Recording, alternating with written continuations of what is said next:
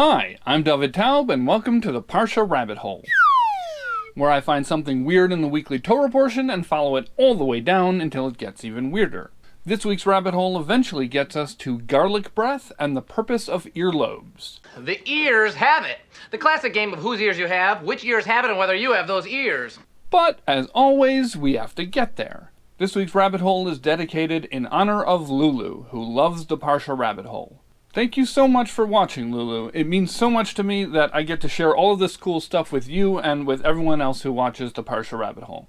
And speaking of all the people who watch the Parshah Rabbit Hole, that leads me to Mrs. Mika Sofer, who happens to be the person who sponsored this dedication in honor of Lulu, but who also happens to be the publisher and editor of COLLive.com. And it's thanks to her and to COL Live that a lot of you found your way here, and that now I get to share all this cool stuff with you. So thank you so much for that. Alright, let's get started. This week's Torah portion, Parshas Metzora, continues teaching us about tsaras, which is a disease that's mentioned in the Torah that can present on a person's skin, or on clothes, or on the walls of a house. According to Rambam, these are actually three different things that are all called by the same name. But he says that they all have the same spiritual cause, which is lashon hara, saying bad stuff about other people. Borrowing a blanket from a sick camel in Turkey can cause a disease, but I really don't see how telling people that you shower with swim trunks on can cause a disease. Well, great! Now even more people know! This idea that tsaras is caused by lashon hara is pretty accepted across the board by all the different commentaries. But it's not weird enough for me. Yeah, sure, ancient supernatural disease caused by bullying is interesting, but I've heard it a gazillion times, and I wanted to focus on something weirder. Also, I'm just personally not all that excited about the topic of lashon hara. I get that it's important, but it's not my thing. Fortunately for me, when the Torah talks about the sacrifice that a person offers after they heal from tsaras, there's some weird details in the ritual. It says that the kohen should take the blood from the sacrifice and dab some of it on the person's right ear, and on their right thumb, and on their right big toe. An army without leaders is like a foot without a big toe. So ear, thumb, big toe felt like a trail worth following to me, and it seemed a lot weirder than the lashon hara thing.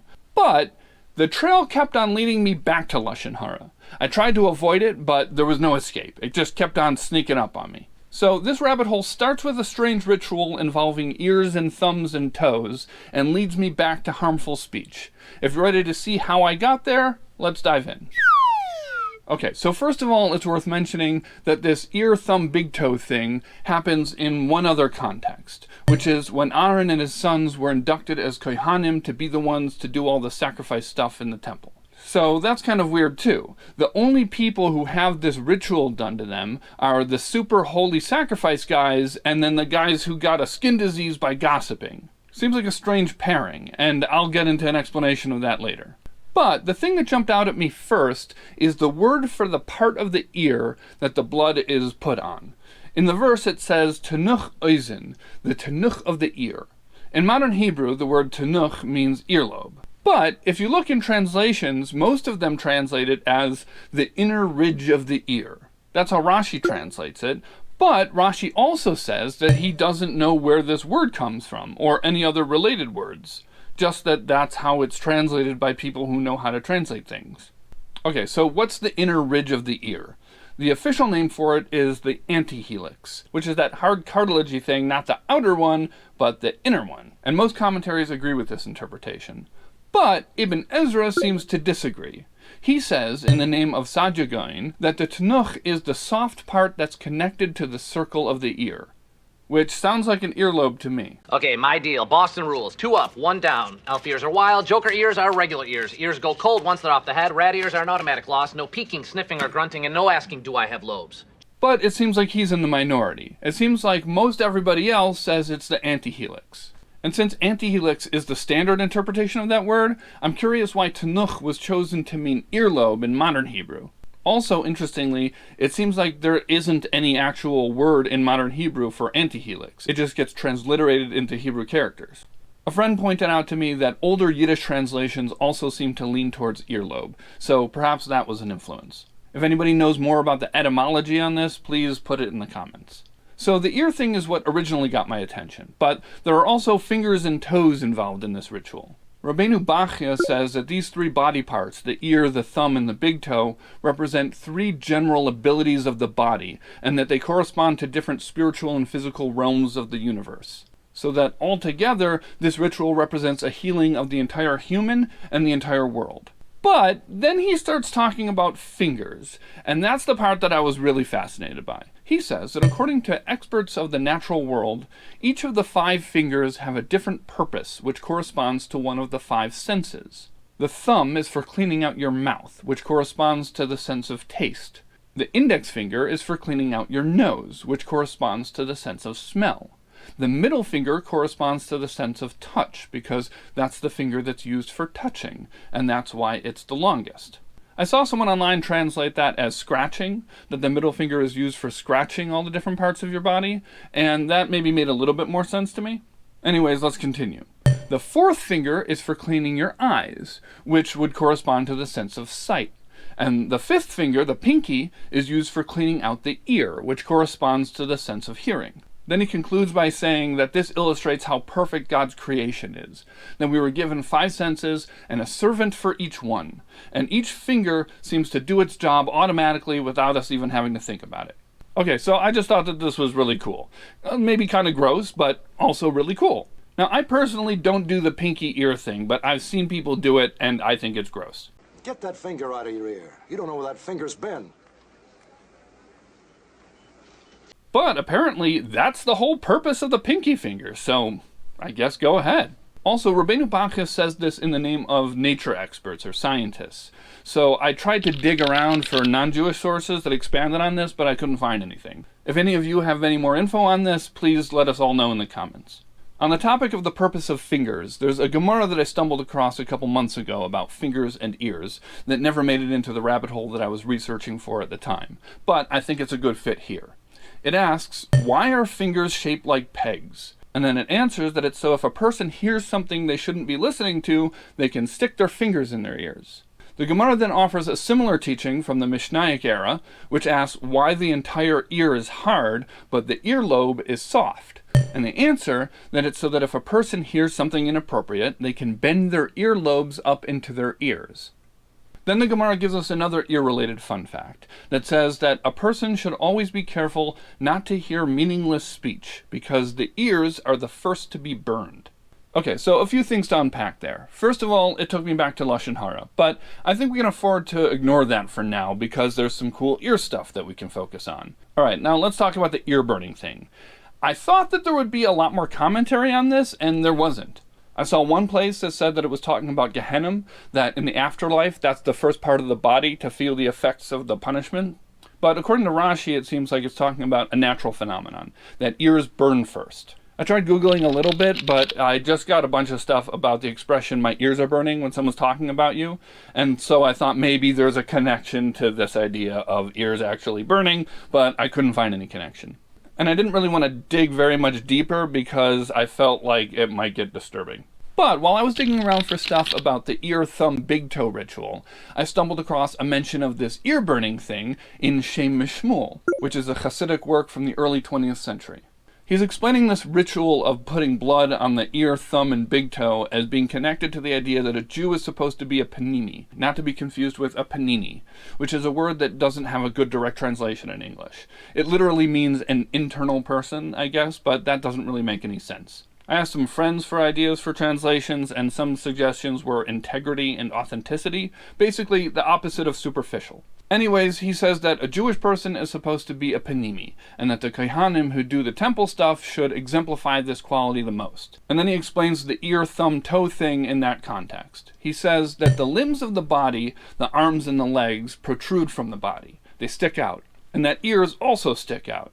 And then he mentions that Gemara about ears burning first and says that that's why they burn first, because they stick out. And then he adds another idea, that your limbs can move because the soul, even though it's inside your body, has the power to reach these limbs and make them move. But the ears don't move. Why? Because they're too far out, and the soul's power and ability to move things can't reach them. So these two ideas illustrate how external the ears are. So when Aaron and his sons became Kohanim, who are supposed to be the most internal people, for lack of a better word, part of the ritual was to specifically sanctify the most external parts of the body. He focuses on the ear here and doesn't mention specifically the thumb and the big toe, but I assume that it's the same reasoning, because they're the outermost points of the body. Later on, he connects this to the Metzora, the disease guy, as well, and points out that the Metzora has to be quarantined outside of the camp, away from everyone else, which illustrates how, through saying bad stuff, they made themselves the opposite of a panimi, an inward person, to the extent that they are physically moved outside of the community. So when they're all better and ready to become a panimi again, they also have to do the ear, thumb, toe thing. Okay, so first of all, we're back to Lashon Hara. That's Lashon Hara. But again, I'm going to try to ignore it. There are other cool ideas to explore here. Mainly, I just liked how it brought everything together, but I have a couple of questions. First of all, the burning thing and the moving thing don't apply to the thumb and the toe, so how do they fit into the ritual? Also, ears stick out, but they don't stick out that much. I mean, my ears stick out more than most people's, but even so, they're not sticking out as far as my thumbs and big toes. So the answer that I made up to this question is that these two questions answer each other. The thumb and the toe are just very obviously the most external points of the body, so we don't really need any extra proof for why they're part of the ritual. But the ears aren't as obvious, so he gives those two illustrations. If you've got a better answer, put it in the comments. Okay, so during the course of this whole explanation, Shem Shmuel mentions the Maharal of Prague a couple of times.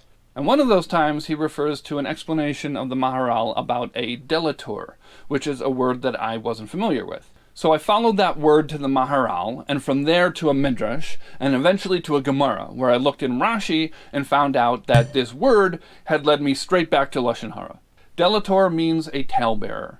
It's actually a Latin word for an informer, someone who rats out someone else. And the Gemara that this word led me to has a chain of stories about people who didn't tell on somebody else. And the Gemara keeps asking after each story, who did he learn that from? You learn the two greatest things in life. Well, Look at me. Never rat on your friends, and always keep your mouth shut. And then they tell another story, and then who did he learn that from? Until eventually it gets back to God. But one of the earlier stories in this chain was particularly interesting to me, and it got me hooked. And so it was at this point that I decided to give up, give in, and pursue the whole Lashon Hara thing, at least in the context of this story. This is what it says.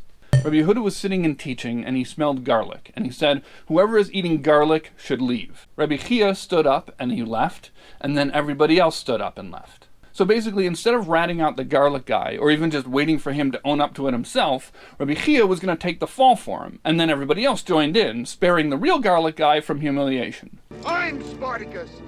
I'm Spartacus. I'm Spartacus. I'm Spartacus. I'm Spartacus. I'm Spartacus. So for us living in the 21st century, this idea of everyone standing up and taking the blame is something that just exists in our collective consciousness. It's a trope. But it seems like when this story happened, it was a pretty new idea. New enough, at least, that apparently people didn't quite know how it worked yet. The Gemara continues the story and says that the next day, Rabbi Yehuda's son, Rabbi Shimon, confronted Rabbi Chia and said, "Hey, you disturbed my father." And Rabbi Chia said, "No, there should not be such behavior among the Jewish people." So Rashi fills in the blanks a little bit, as usual, and spells it out. That Rabbi Shimon thought that Rabbi Chia was actually the garlic guy. He didn't know the Spartacus trope yet. And so Rabbi Chia answered, "God forbid I should be the garlic guy. No Jew should ever do such a thing." Basically explaining to Rabbi Shimon that the only reason why he got up and left was to spare the real garlic guy from being humiliated by being forced to publicly admit to the heinous act of munching on garlic in the middle of class. So I really like this story for a bunch of reasons. First of all, I like that there's a Talmudic origin for this concept. But mostly, I love the idea of how awful it was that this guy was eating garlic. And the imagery of how humiliating it would be for somebody to have to publicly admit to eating garlic. And by the way, even Rabbi Chia, who covered for the guy, was also judgmental of it. It's not like he didn't think it was a big deal. God forbid such a behavior should exist among Jews, right? That's what he said. So he also thought that this was like a really bad thing to do, to eat garlic in the middle of class. He was just being nice to this garlic-eating degenerate. So that's fun for me. But the Maharsha has a question about this story. He asks, how could Rabbi Shimon have thought that Rabbi Chia was the garlic guy? Everybody else got up and followed him out. So obviously everybody else understood how this bit works. If everybody takes the blame, then nobody has to take the blame. So how could Rabbi Shimon be the only one who didn't pick up on how this works? The Maharsha has an answer to this question that I really like, but first I want to hop over to the Ben Ish Chai, who offers his own answer to this question. He says that Rabbi Shimon thought that Rabbi Chia was actually the garlic guy, but then everybody else left too out of respect for him. In other words, Rabbi Shimon didn't realize that the whole point of the bit was to stop anybody from being exposed as the garlic guy. The fire guy. The fire guy. He just thought that everybody was being supportive of Rabbi Chia and standing in solidarity with him, even though he had admitted to being the garlic guy. And then the story plays out the way Rashi said, that Rabbi Chia said, God forbid I should be the garlic guy, I was just trying to cover for the actual garlic guy. But the Maharsha's answer to this question flips the entire second part of the story around completely. He says that when Rabbi Shimon said, you disturbed my father, he wasn't misunderstanding the bit. He got it. He knew that Rabbi Chia was covering for the guy. What he meant was, you disturbed my father by making everybody leave and causing bittul Torah, making people stop learning Torah. Really, just the garlic guy should have gotten up and left, and everybody else should have stayed there and continued learning. So then Rabbi Chia responds, yeah, bittul Torah, causing people not to learn Torah is a big deal and a bad thing. But allowing someone to be humiliated is even worse. And that's what he meant by God forbid such a behavior should exist among Jews. Not the garlic eating, but embarrassing people, or even passively allowing somebody to be embarrassed. Okay, so there are a couple things that I love about this. First of all, I love it when there can be two completely different ways of reading the same thing that both make perfect sense. When you read that Gemara like Rashi, it feels obvious. Like, yeah, that's what the Gemara is saying. There's no other way to read it. But then the Maharshal pokes a little hole, and then when you read it his way, that makes complete sense and feels like the obvious way to read it. So that's very fun to me. I also really like how the Maharshal takes that last thing from Rabbi Chia and turns it around, so that he's not defending himself at the expense of the garlic guy. He's explaining why it's so important to protect the garlic guy.